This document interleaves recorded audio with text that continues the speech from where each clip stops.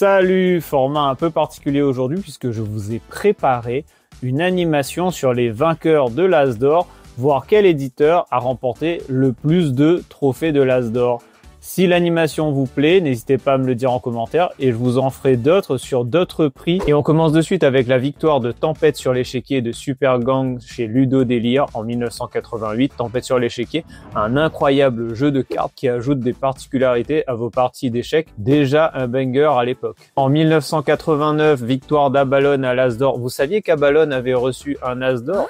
Une des particularités de ces anciennes éditions, c'est qu'il y avait énormément de récompenses attribuées. Un super As d'Or, un As d'Or du jeu de l'informatique, un As d'Or du jeu de la convivialité, un As d'Or du jeu de la stratégie, un As d'Or d'aventure, un As d'Or de simulation, un As d'Or du jeu de lettres et même 2 As d'Or mention spéciale. Pour les éditeurs présents à l'époque, l'occasion d'engranger des prix, mais à noter que l'As d'Or récompensait les jeux qui étaient présentés lors du festival et non des jeux sortis au cours de l'année. En 1991, pas de festival dû au contexte de crise et à la guerre du Golfe. On reprend en 92 et qu'est-ce qu'on fait? On ajoute encore des catégories. As d'Or du jeu cadet, As d'Or du jeu Benjamin, As d'Or du jeu junior. Et du coup, en 1993, on voit des éditeurs déjà avec 3 As d'Or cumulés comme Abourdin International ou Eurogames. Là, je vois des éditeurs dont j'ai entendu parler comme Ludo Délire avec Terrain Vague ou encore Jeu des cartes avec Barbe Noire, mais j'ai jamais eu trop l'occasion de jouer à ces anciens jeux. Dès 1995, on voit un éditeur que l'on connaît bien, Gigamic, qui commence à faire son apparition dans le classement avec Quixo, qui fait son 2e As d'Or. En 1996, Jonathan qui prend la tête avec Obélix contre-attaque. En 1997, une double victoire de Gigamic qui les propulse bien haut dans le classement. Et en 1998, une récompense assez spéciale pour Abalone qui reçoit un 2e As d'Or puisqu'il aura l'As d'Or du jeu de la décennie. Ça serait cool de voir apparaître à nouveau cette catégorie l'année prochaine à l'As d'Or, vous ne trouvez pas? En 1999, une double victoire pour Santosphère avec Patamania et la Route des Épices.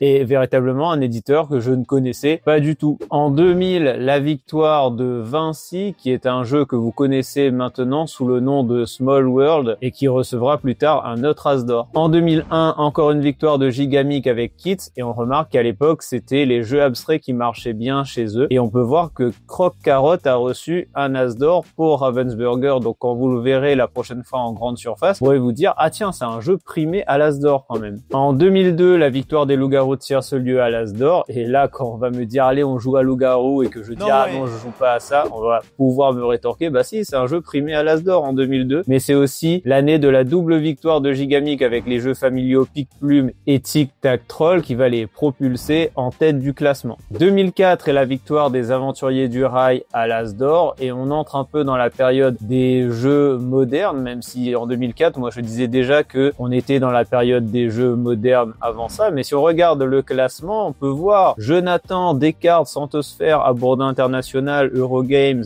Fils International, Ludo Délire, Eddie Game. Qui a entendu parler maintenant de ces éditeurs? Deuxième pause en 2005 pour l'As d'Or après la guerre du Golfe en 1991, puisque c'est l'année où les 2 prix As d'Or et Jeu de l'année, qui étaient décernés d'un côté par le Festival international des jeux de Cannes et de l'autre par l'Association française de promotion et d'évaluation des jeux de société, ont décidé de fusionner leurs prix. Et du coup, en 2005, il n'y a pas eu d'As d'Or. On reprend les prix en 2006 avec encore une victoire de Gigamic et Asmodée qui avec Time's Up et l'année d'après du Ballet continue à monter au niveau du classement. Vous inquiétez pas, j'ai mis aussi Time's Up dans le classement pour reproduction bien sûr. Mais ça n'empêche pas Gigamic de continuer à caracoler en tête. 2009, l'année Dixit et on verra que Libellude réussira ensuite à reprendre encore un As d'Or en faisant une autre déclinaison du principe de Dixit par rapport à Mysterium plus tard. Et 2010, le fameux Small World qui reprend un As d'Or après l'avoir déjà eu avec Vinci, même si les 2 éditions sont complètement différentes, avec un thème et une esthétique totalement retravaillés. C'est d'ailleurs le seul exemple d'un jeu qui récupère un As d'Or et qui ensuite, dans une autre version, en récupère un autre également. 2011, la victoire de l'incroyable Seven Wonders et Repoproduction qui commence à engranger les prix, même si ça ne fait pas bouger la tête du classement. Double victoire en 2012 pour Hystary avec l'incroyable Olympos et Sherlock Holmes Détective Conseil. Et en 2013, ils enchaînent avec avec la victoire de Myrmes, ce qui me fait d'autant plus regretter la disparition de cet éditeur que je suivais assidûment et dont j'achetais tous les jeux. En 2014, on voit Repos Productions pointer le bout de son nez dans le classement avec la victoire du jeu Concept. Et 2015 marquera la dernière année pour le prix du jury et le Grand Prix. Et on va rebasculer en 2016 sur une version que l'on connaît mieux maintenant avec un As d'or, un As d'or enfant et un As d'or expert. 2016, la victoire de Mysterium donc qui permet à Libellule de bien se positionner.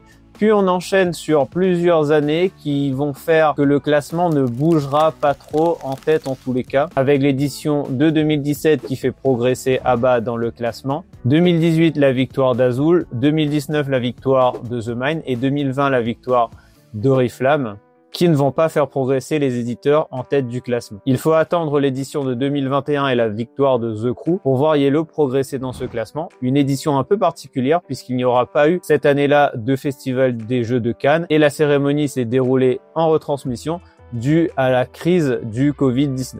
2022, Repos Productions qui revient dans le classement avec la victoire de Seven Wonders Architect. 2023, encore un succès pour Gigamic pour confirmer sa suprématie. 2024, la victoire de Trio qui va offrir le premier As d'or à Cocktail Game. Et si vous avez suivi ma vidéo sur les plus beaux perdants de l'As d'or, vous pouvez voir le parcours de défaite de Cocktail Games pour enfin réussir à avoir cet As d'or très mérité. Et enfin l'édition de cette année avec Kutnaora qui fait progresser Yellow, mais c'est véritablement Gigamic qui est le meilleur éditeur, en tous les cas si on s'intéresse aux victoires à l'As d'or de Cannes. Après, faut voir si je fais les éditeurs par rapport aux Golden Geek Awards, au Trick Track d'or ou au Spiel des Jahres.